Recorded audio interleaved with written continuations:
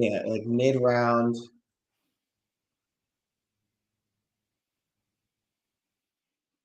Yeah, he doesn't have much defense. He does just kind of wing stuff around. But look at it.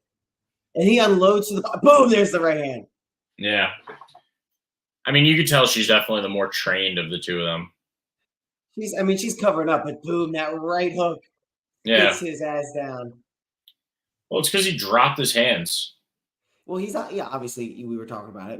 Not super well trained, and I don't know how much he's boxed or trained, but like he clearly didn't have much defense, regardless. Didn't have much training, if any. If he had no training, I think he looked actually okay.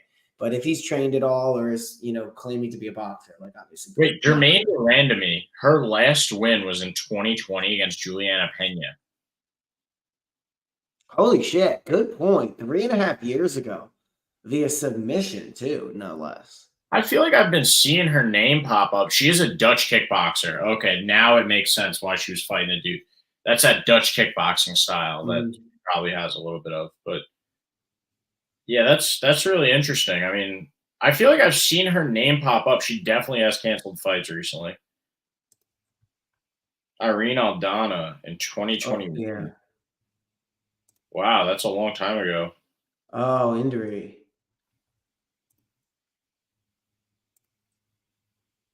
Damn, it might actually be like a value pick to go with Germaine de Randamie. Like, it's kind of I don't know. Oh, this is 2018. Yeah, okay. Huh. Why has she been out that long? Undisclosed injury. 3.5 years away. Yeah, that's interesting. I'm not too sure about that one now. I was feeling good about Norma Dumont before, but it's like after 3.5 years away, you don't know. And, we just happened to watch a highlight from Germaine de Randamie a while ago that also made me second guess it. I don't know if you want to pull that up on screen. The YouTube clip we were watching, that was pretty wild. Of what? Her knocking out the guy? Yeah, throw that Oh, up. yeah, that was on at the beginning. I think we started rolling with that. Oh, okay. Gotcha. All right, yeah, that was pretty wild. So yeah, we saw Germaine de Randamie knock out a dude in a kickboxing match. And she's going up against Norma Dumont. I was feeling good against Norma Dumont. Norma Dumont has like an absolute dump truck and uses it to her advantage. She's got really good leverage when it comes to wrestling. She's got good jiu-jitsu, good striking up against the cage, good clinch game. Just she like had a baby. Oh, but that was last year. Okay. So she was hurt and then she had a baby. So after Juliana Pena, she got hurt, continued to be hurt, and had to pull out. And then maybe got healthy, looked for a fight, got pregnant, and had her baby. And then so a series of things has kept her out of training, and now she's coming back at 39 years old to fight a pretty game Norma Dumont. Yeah, you think the UFC offers maternity leave? Huh. Probably not. You get paid. No, I would actually say so because they are contractually obligated to offer you 3 fights a year, and if you're pregnant, you can't fight. So I think if they can't get you 3 fights inside of 3 months, which they're not going to, they probably do something. That's an interesting question. I want to hear somebody. I mean, I bet you Sage Steele would have asked Dana White if she didn't get him all confused with Joe Rogan for a little bit there. You saw that clip? No, I didn't. His dreams. I like that they're running with that joke now. But anyways, Norma Dumont, like she's been around, she's been consistent, active, 10-2. Was on a little bit of a UFC win streak, and then now she's back on, won 3 fights. And then Germaine de Randamie, last win against Juliana Pena, who was the champ by chance against Amanda Nunes, and I don't know what her deal is now, but I think that was a fluke against Amanda. Juliana Pena is talented, worked her way up there and everything, and like that win does say something, but it's 3.5 years ago. I'm gonna have to go with Norma Dumont. We know what to expect from her at this point. Although, like Germaine de Randamie does have that Dutch kickboxing style, she does have heavy hands, as we saw. But 3.5 years away is too long for me. And we've seen her, like we did see her finish Juliana Pena with the guillotine. She was a finisher. She finished Aspen Ladd. She TKO'd her. And then lost to Amanda Nunes for the belt. So it is a tough one. I don't know. You know what? I'm actually going to. I think I'm going to switch it up and go with Germaine to Randamie this week. We have seen some fighters come back after pregnancy, like they have that mother bear strength, and we already saw that Germaine de Randamie had heavy hands when she knocked out that dude in kickboxing, and she was a finisher before she went away. So it's you don't know what to expect after 3.5 years, but I'm thinking she's going to pull something out. Vegas has her at plus 165 for a reason. That's a pretty tight line for somebody that's been gone for that long. We've seen people out for years on end and come back and be like plus 300 favorites when they were steady before they left. So like Vegas hasn't entirely lost faith, and they're not willing to dish out too much money in case she does win. So I'm gonna go with Germaine de Randamie. It's a good line here. She was strong. She was a finisher, and Norma Dumont can start slow. And while she did make Chelsea Chandler run away in that fight, her last fight around, that was a pretty funny highlight. Do you remember that? Chelsea Chandler chasing her around. Oh, yeah. Just literally running away.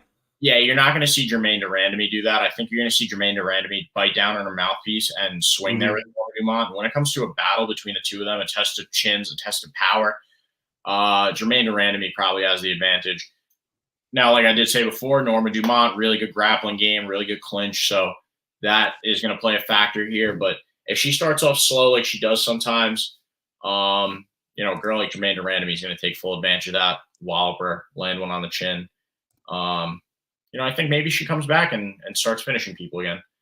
But if she doesn't, just remember my first pick was Norma Dumont, and I switched up. What do you think about this one, Tom? Yeah, so I'm looking a little bit at the odds here, and you see the odds. This one, getting actually more on Norma Dumont. Everything else looks like they're moving a little bit closer to even, which kind of plays a little bit more into your hand of Germaine de Randamie. Obviously, we saw her knock out a man. We saw her Dutch kickboxing style. We know that she's, definitely a solid striker. That was 3 years ago, an injury and a baby ago.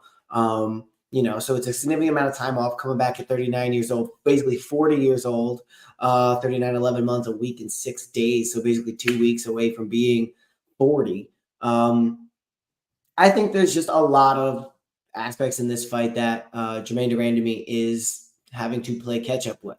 So I'm going to go with Norma Dumont. She's been more active. She's younger. She's a good striker in her own right. I just think Germaine de Randamie at this point, after all this layoff, basically 40 years old. We were just talking how incredible it is that Holly Holm is able to still go out there and do it at 42. And even that is a much diminished version of what we think of when we think of Holly Holm in her prime. So, expecting not going to see the best version of Germaine de Randamie out there that we ever have.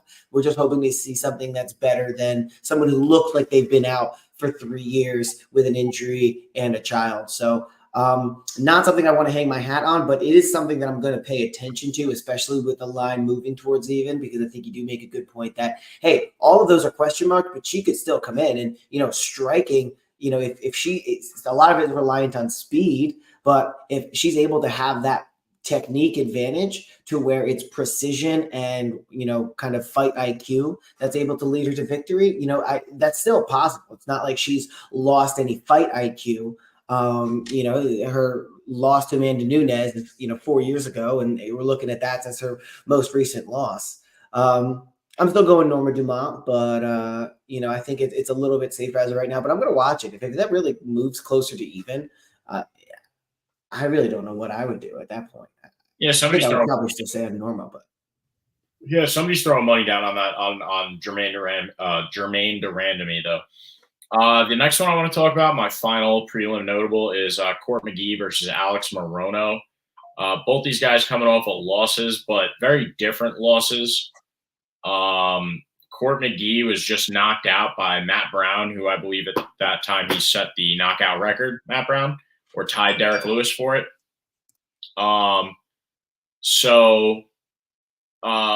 Sorry.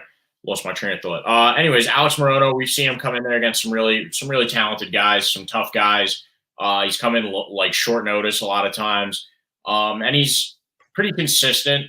He's got a solid chin. He's going to get in there. He's going to throw strikes. He's not going to really take a step back. He's not the strongest guy when it comes to throwing, but he has caught a couple of people and landed some pretty damaging shots. I believe he retired Cowboy Cerrone, or was his second to last fight. Yeah, and he's a minus 300 favorite here for a reason. Court McGee's got caught a couple of times in the past. He's 2-3 over his last 5, and his wins aren't really spectacular. Coming against guys like Ramiz Rahimaj and Claudio Silva, and Jeremiah Wells, Matt Brown just knocked him out, two knockouts back to back. And against a guy like Alex Morono, who doesn't take a step back, if you're going to be going in there second guessing yourself after 2 knockouts, which we've always seen happen, Alex Morono is not the guy you want to do that against. And even if he doesn't put Court McGee's lights out, he's still going to own the majority of the fight just through octagon control. Like, he's going to be in his face just throwing punches. So I am going with Alex Morono, the Great White Shark, this week. What do you think, Tom? Yeah, I'm right there with you. Listen, I like the win over David Zawada. I like the win over Matthew Semmelsberger. Tim Means is still a tough out. The unanimous decision loss to Joaquin Buckley, and we see Buckley on an uptrend regardless of what I think about him. He's still on that upswing. He lost overhand right Santiago Ponzinibbio. Even though Ponzinibbio didn't have the resurgence to his career that maybe would have hoped, he's still, a tough out as well. Anthony Pettis in 2020, Chaos Williams in 2020. Obviously, those were better versions of than what we think of those guys now. That being said, I think I like Alex Morono's consistency. He's 33 years old, versus Court McGee that's always been kind of shoddy, coming in older here, a year off since a knockout. Like, I just don't see a ton going for Court McGee here. I'm going with Alex Morono to get this one done. Yeah, I'm right there with you. All right, you want to move on to the main card? Yeah, let's before we do that, why don't we roll the intro? Oh yeah.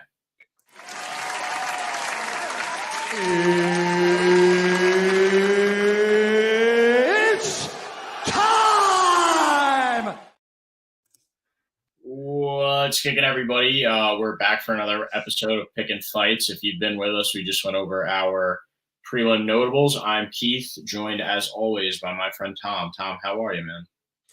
Doing well. Been doing well for the past 22 and 30-ish seconds. 22. How about 12? 30-ish seconds. But hey, listen, always fun, joining you, talking these fights. I'm excited for this card, mainly because we got maybe some fights to look forward to that are sneaky bangers. Some good competition upcoming this weekend, and obviously next weekend is UFC 300. Can't wait for that. So super fired up. I was gonna say to get into it, but we've kind of been into it already. So with that being said, I just want to remind everybody who's watching along, make sure you like, comment, and subscribe. I really do appreciate any and all support. A couple people out there right now. Send us a question. Let us know what you think of our picks. If you have any specific fight that you want to talk about or any specific thoughts you want to let us know, please, by all means, let us know. And, you have our little handles here for X and at Pickin' Winners on Instagram. So go ahead and give us a follow over there.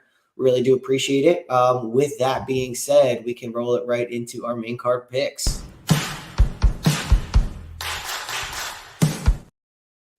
All right. This first one, you spoke about sneaky bangers. This is definitely a sneaky banger.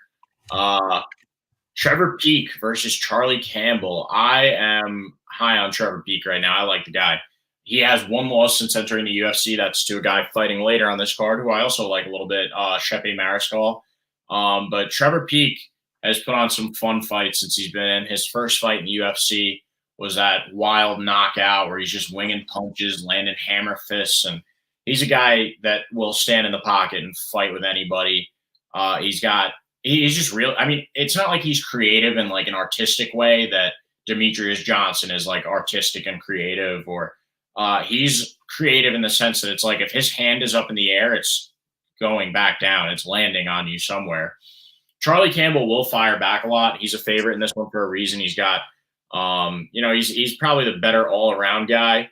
He's got more conventional power, it seems to be at this point, like a little bit. Like Trevor Peek will catch you with like a weird back fist, and that'll put you out. Charlie Campbell's a little bit more technical. He's a little bit more fundamentals. But I like Trevor Peek because he's he's got heart. Like he's really gritty. And I know these are like intangibles, but you just have to watch him fight just to know what a tough son of a gun this guy is. Yeah, I like his willingness to just hang in there and throw with anybody. So I'm going to go with Trevor Peek this week. The people at Tapology actually agree with me, even though he's a plus 185 dog. 66% of the votes are on Trevor Peek this week, and 82% of those are on Trevor Peek by TKO. I think he's going to find Charlie Campbell's chin at some point, in some wild exchange. He's going to touch it, and it's going to be lights out. So I'm going with Trevor Peek. What do you think, Tom? Yeah, this is a really interesting one. Something that I think we should hit on that you didn't is that Charlie Campbell is out of Longo Weidman MMA. We just saw Chris Weidman come back, get a double eye poke knockout victory. He looked solid. He was throwing a lot of kicks, man. And for a guy who's going to have the length advantage here in Charlie Campbell, a guy who already kind of looks like a young Stephen Wonderboy Thompson, I think he's going to have the ability to keep Trevor Peek away from him.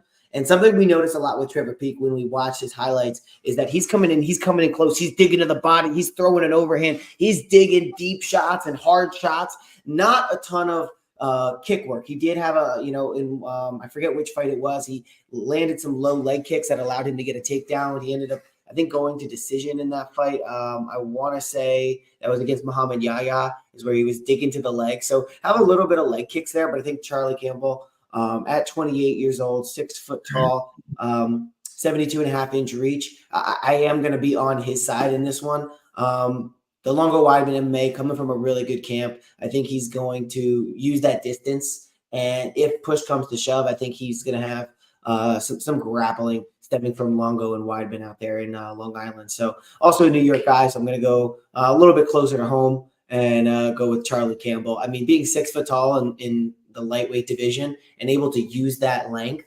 that's not, and especially have a grappling game to boot. I think that's a really interesting combination of skills. So I'm going with Charlie Campbell in this one. Yeah, actually, go ahead and say what you're going to say, but I want to pull up the odds. More likely than not, this fight ends, in some sort of finish. I don't think it goes the distance between these two guys. And it looks like the line is trending further apart, right? Yeah.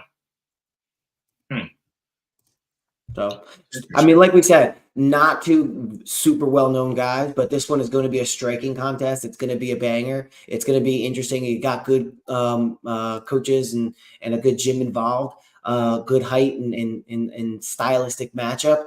I think this card is sneaky good with these kinds of matchups. Yeah, I'm right there with you, bro.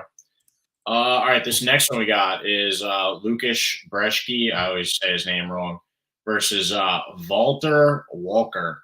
I almost want to say it like Volker. Sounds like a villain name. In some countries, in some countries they would pronounce his name like that. The guy's 11-0, 6 knockouts, 4 decisions, and 1 submission. First fight in the UFC. Interesting prospect so far. Massive man, 6'6", fighting 6'4" Lukasz, who has dropped his last 3 in the UFC, all to decent competition. Waldo Cortez Acosta, a guy we see rising up a little bit, got knocked out there in his last fight. Carl Williams, a loss to him. Martin Boudet, not great. And then you look at Valter Walker's history. He finished guys, but nobody was really that great. Like the last guy that he fought, Alex Nicholson, went on to lose to Chase Sherman in bare knuckle MMA. So not fighting the highest caliber of guys, but he is definitely a finisher. If you watch him, he's in there with intent. He throws heavy shots. Everything you want in a 6'6" lightweight. A 6'6" heavyweight. 95% of the people on Tapology voting on Valter Walker to win this one by knockout. So I'm gonna have to side with them. He looks like a villain, like an older villain, like a Bond henchman. Even though he's only 26 years old, he's got youth. He's got power. We'll see what he does against a guy that's lost 3 in a row in the UFC. I think it's a massive setup fight, and it's on the main card for a reason, at least as of right now. I think they're expecting a massive finish out of Valter Walker. So that's what I'm rolling with this week. What do you think, Tom? So I'm looking at these odds, and everything has these lines getting closer. Really? So with that being said, I'm going to go with the contrarian pick and get with and go with Lukasz the Bull Brzeski. And I think he's going to get it done here. I think maybe there's something going on that we don't know. The guy is 11-0, but he against totally unproven competition. I think, the clean monster with a nickname like that and with a neck like that makes me think maybe you're not so clean. So you're going to come into the UFC and maybe look a little bit different. Say what you want about Lukasz's career in the UFC. At least we've seen him in the UFC before. So give me the 280 dog. All right. I respect it. I don't agree, but I respect it. I think it's a setup, but whatever. We'll go on to the next one. We got Ignacio Bahamondes versus Christos Giagos. And the line on this fight feels like a little bit of a trap at minus 345. You got Ignacio Bahamondes coming out of Chile. And he's been one of the more creative strikers, like, opposite of Trevor Peak, right? I was talking like artistic fighters versus, he's a little bit more of an artiste. He throws a lot of cool spinning attacks, a lot of fun stuff that like thumps off the dudes and its paws. And it's like, I don't know, man. He's a solid fighter. I like him. I like his stand-up game quite a bit. Christos has lost to some of the best competition out there, recently too, like to Arman Sarukian. He's been very active, 5 fights in 2 years. But he's been 2-3, getting finished a lot. I think it's going to happen again. I think that's why this line is so stark right now, is because Vegas doesn't really think that Christos Giagos can hang in there for a full 15-minute fight at this point. He's going to find a way to get finished. And a guy like Ignacio Bahamondes, sure, he lost his last one to Ludovic Klein, who was absolutely on fire in that fight. But a guy like Ignacio, he can do it. He can do a lot of different stuff, right? His stand-up game, we spoke about how that is so great. He also can throw up some submissions from the ground. He threatens with them from time to time. He's really good with his legs, like triangle chokes and stuff. So, I'm going to go with Ignacio Bahamondes this week over Christos Giagos. What do you think? Yeah, I'm right there with you. I think, Christos Giagos has shown that he, definitely has the propensity to be finished. He can go out there and get a finish from time to time, but you look at the level of competition that he's finishing Sean Soriano and Ricky Glenn. Ricky Glenn's not a bad finish, but he also losing Armando Rigan, not a bad one. Thiago Moises, iffy. Daniel Zellhuber, I don't like that loss. Either. Ignacio Bahamondes does have redeeming qualities. He's young. He's going to be a little bit bigger here, a lot longer. Should I say a lot bigger?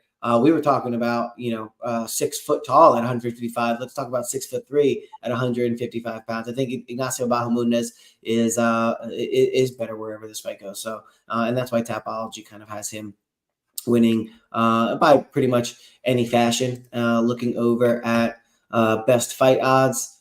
Christos Giagos opening at plus 240, moving to plus 275. Ignacio Bahamondes becoming more of the favorite. I expect that to probably continue along that same trend. So getting in now is probably going to do you some good. I think he's going to take this one. Dope. Yeah, I'm right there with you. He's got long legs and he uses them well. Next up, we got Morgan Charriere coming out of France versus Chepe Mariscal, the American. And you may remember Chepe's last fight around against Jack Jenkins. Good fight. Ultimately ended it by like snapping Jack Jenkins's shoulder or his arm, dropping him on his arm, and then gave him a couple of ground shots at the end because it wasn't like a clear. It went down in the books as like a verbal TKO because Jack Jenkins was yelling on the ground. But and then he's stepping in this week against Morgan Charriere, who we saw in Tapology before as the 93rd ranked MMA striker in the world. I don't know how deep on Tapology you have to be getting to voting on the 93rd best striker in the world. And we saw him ahead of some names that didn't really make some sense, but he was a great kickboxer before he went into MMA, allegedly. I just think Chepe Mariscal, another tough son of a gun.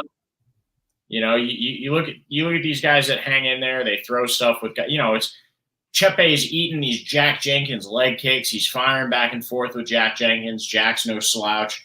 Chepe put on a really good fight his last time around. I feel like the plus 130 line is just because of the level of striking that Morgan brings to the table. He's going to be able to keep him at a little bit more of a distance, deny the grappling through use of kicks by Chepe. So, but I still would like to believe in a 15-minute fight, the guy that's more experienced is going to find a way to close the distance and impose his will.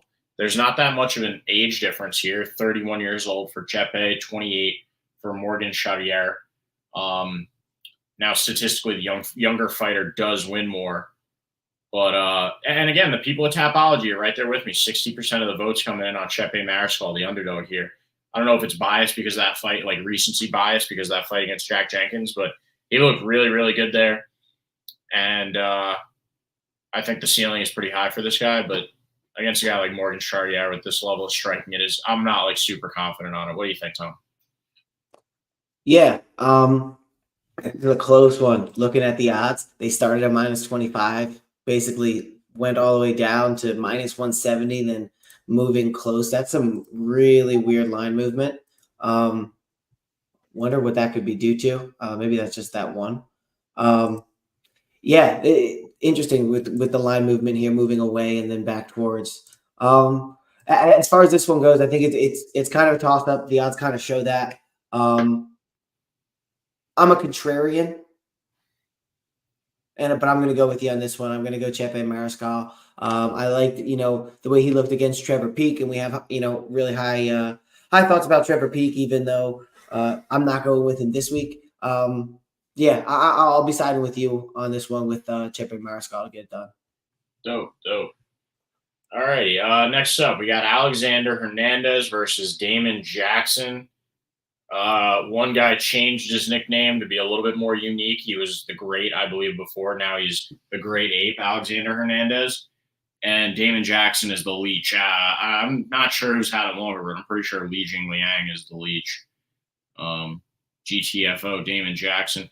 I think Alexander Hernandez is going to pull it off this week, though. He's still he's the younger man, and we've seen guys regress at 35, right? And Damon Jackson just hit that age. Not to be too specific, 35 is make or break. We've seen a lot of people stick around longer, but that is typically when we see the regression in fighters. Alexander Hernandez still shows a little bit of life. He has been 2-3 over his last 5. He has lost to good competition. Bill Algeo is not bad.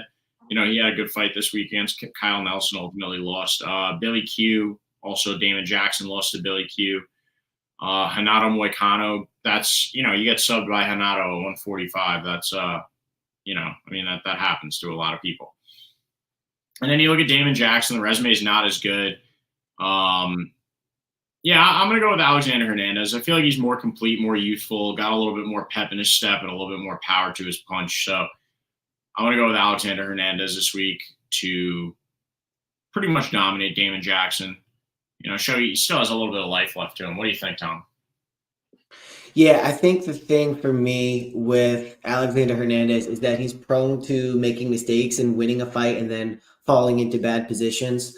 Against Billy Q, I think, he was winning a majority of the fight and then ended up getting knocked out by Billy Quarantillo after Billy had absorbed significant damage. That's kind of Billy's thing, but nevertheless, he had a decent performance in that fight until he had given it away. I'm not talking about Kano. I don't remember that one exactly, but I think, as I think about Alexander Hernandez, I think about a guy who's, shown promise, but has, one way or another ended up losing the fight through, a lot of times putting himself in bad positions or bad fight management. So I think Damon Jackson is a guy who also has losses through bad fight management, poor decision-making, but also is just, he's also benefited from a couple of wins against, guys like Campbell, Kirk, a guy like Dan Argueta who puts himself in bad situations, who was 8-0 at the time and was kind of really green for that type of, experienced competition in Damon Jackson. Pat Sabatini, another guy who's young and, hasn't really come into his own. So I think he benefits from that. So it's going to be really interesting to see if Alexander Hernandez, now at 31 years old, continues to make those same mistakes or matures. As far as this goes, I think I am going to have to lean Alex Hernandez. He's kind of the guy who has all the tools and tangibles and should get it done. But Damon Jackson is he's tricky. The Leech is kind of a fitting name in this fact that he kind of like holds on and like sometimes finds a way. But he's like slimy and he can get away from you and ultimately find like a submission out of nowhere. He can also just knock guys out of nowhere and then just totally not be able to do that whatsoever. Got knocked out by Dan Ige, lost a unanimous decision to Billy Q. Yeah, I'm going to go with Alexander Hernandez to get this one done. I think, if they have this fight 10 times, Alexander Hernandez wins 6 or 7. But it's going to be those handful that if Damon Jackson can just find a little opening or Hernandez gets overly confident, Jackson can always sneak in there and get it done. So I think I'm taking Alexander Hernandez, but I would think maybe Damon Jackson might be able to sneak in a submission victory, potentially just out of nowhere. That is the method of victory that makes the most sense for Damon Jackson. I agree with you there, but I think it's more likely that Alexander Hernandez gets it done. All right, main event time. We got Chris Curtis versus Brendan Allen. Chris Curtis, well, 2. It's a rematch between the two men. Chris Curtis stepping in on short notice, stepping in for Marvin Vettori. The last time these two guys fought, Chris Curtis TKO'd Brendan Allen. And, I will say, like, I'm a little bit biased. I do like Chris Curtis. I'm probably like one of the few MMA fans out there that still likes the guy. I know he gets a lot of hate online, shuts off his comments, deletes stuff, but I like the guy. I think he's I like his friendship with Sean Strickland a lot. I admire that. But outside of that, I like his fighting style. Sure, he had that one fight against Jack Hermanson where Jack stayed on the outside and was frustrating him. Outside of that, though, the guys put on some pretty decent, and then Marc-Andre Barriault ran away the whole time. Outside of that, Chris Curtis put on some great fights in the UFC, finished Brendan Allen. Brendan Allen's a great submission guy, comes out of Philly, I believe. Awesome jiu-jitsu guy, really good at chain wrestling. We saw him chain wrestle I almost said Paul Allen. I watched American Psycho recently. Paul Craig.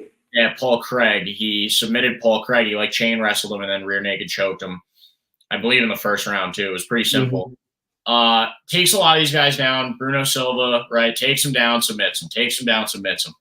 Andre Muniz. Yes, that was a big one. That was a big one for him. Now, there's something to keep in mind, though, about Chris Curtis is that he has historically some incredible takedown defense.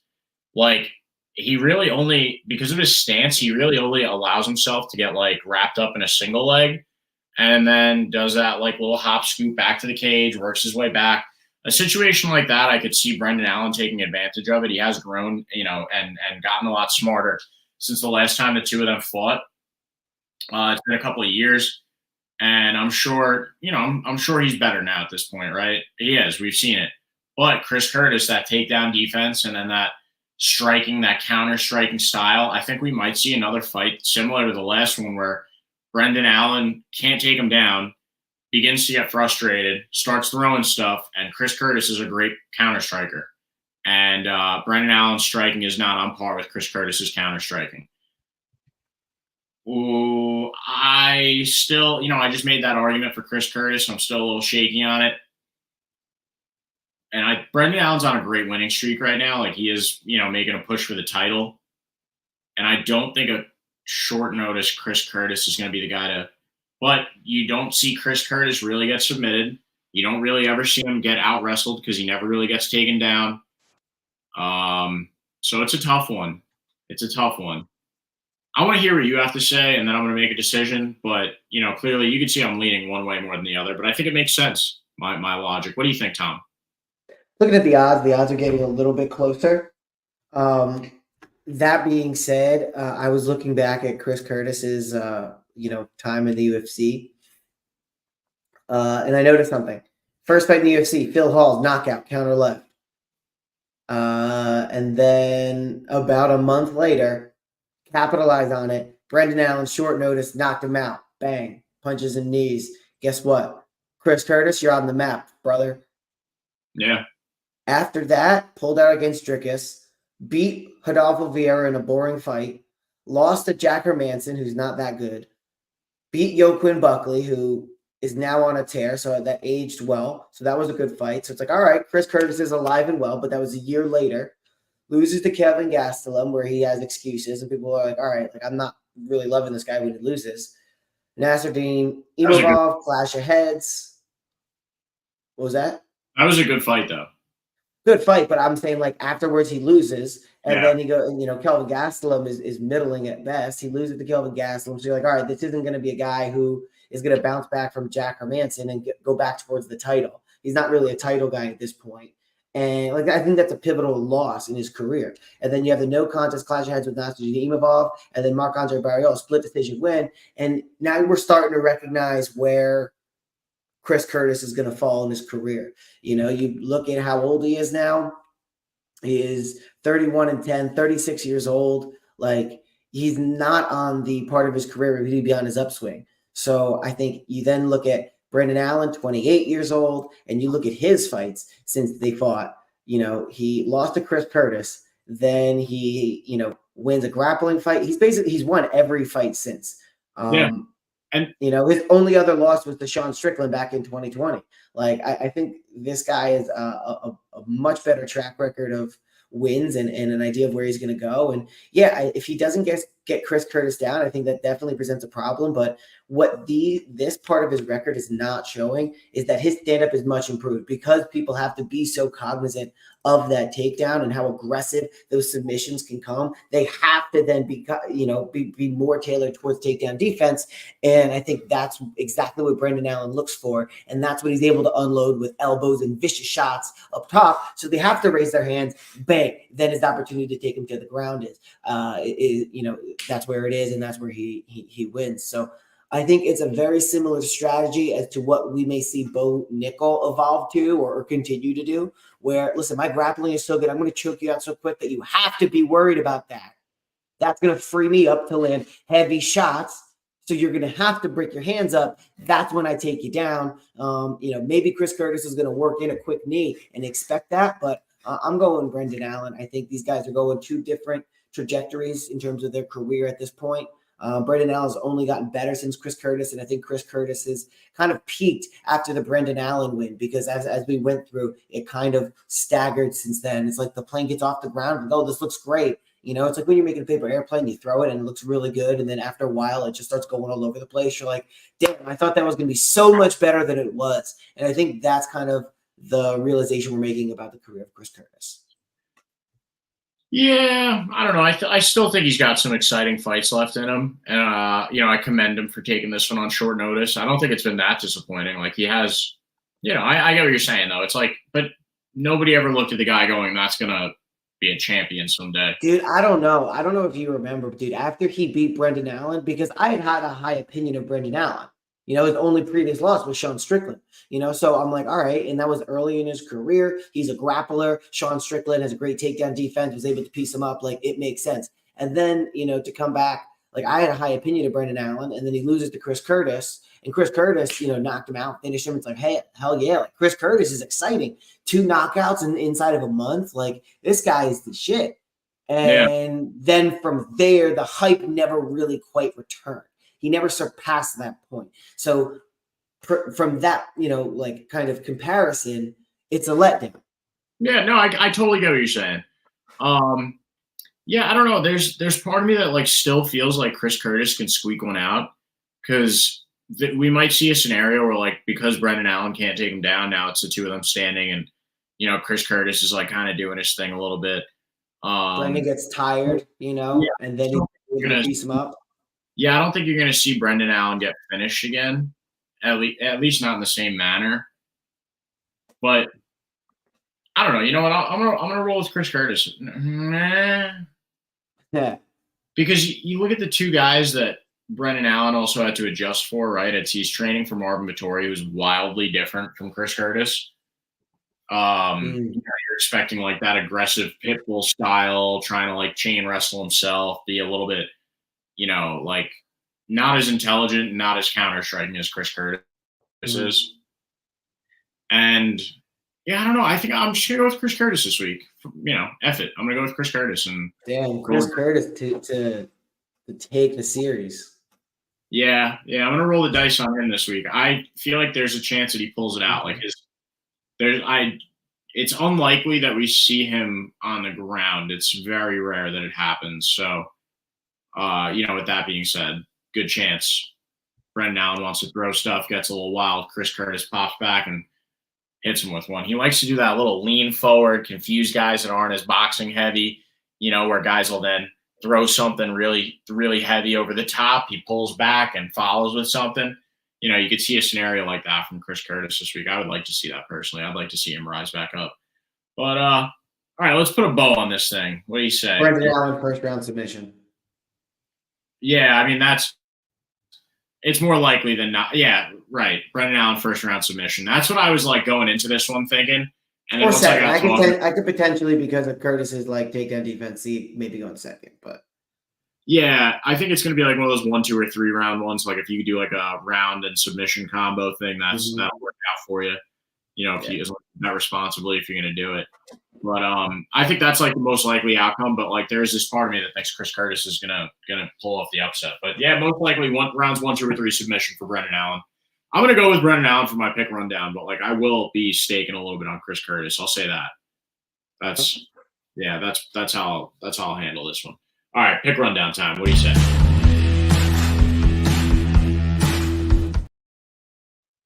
Alrighty, so for my prelim notables, I am gonna go with, and I'm still torn on this one, but I kind of like her here.